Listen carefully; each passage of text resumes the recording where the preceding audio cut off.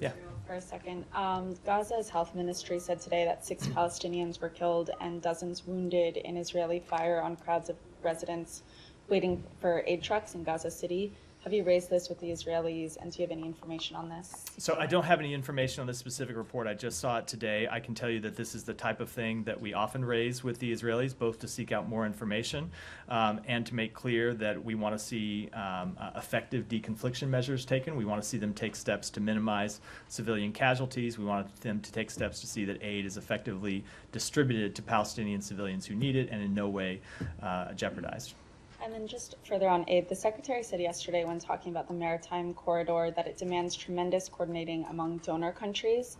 Is this for the U.S. military effort or the commercial maritime option? This is with respect to the effort the President announced in the State of the Union, the effort that we are launching with through the United States military and with which we are coordinating with other countries. And as you heard us say, we are working through what that will look like right now. And part of the purpose of the Secretary's ministerial meeting yesterday was to talk through exactly how we get that mission off the ground. And sorry, just quickly on the settler sanctions, what effect do these sanctions have on the farms? I realize it cuts them off from like the U.S. financial system, but like how will this impact their operations? So I won't speak to what the exact impact will be on their direct operations, but I can tell you how the sanctions will be imposed and how they will be enforced. So for both the individuals we sanctioned today and the two entities, any property that they have in the United States or in United States financial accounts is blocked.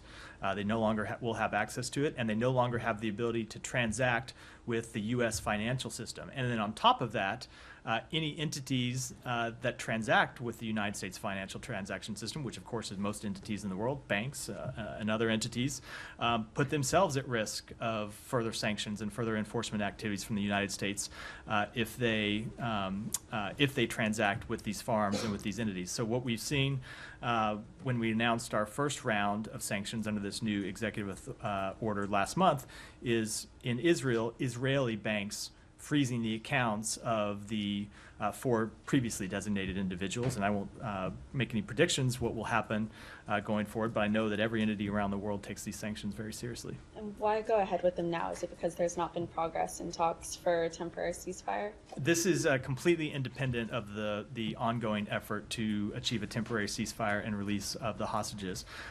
We continue to pursue that. There continues to be ongoing work inside the United States government and with our partners in the region to try to achieve an agreement, but this work is independent of that.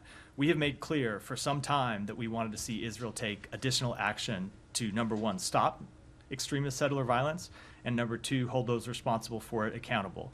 And we made clear that if we didn't see sufficient steps, we were ready to take action. And that's why you saw us first impose visa bans in December. Next, the president issue this executive order in February, and now us continuing to add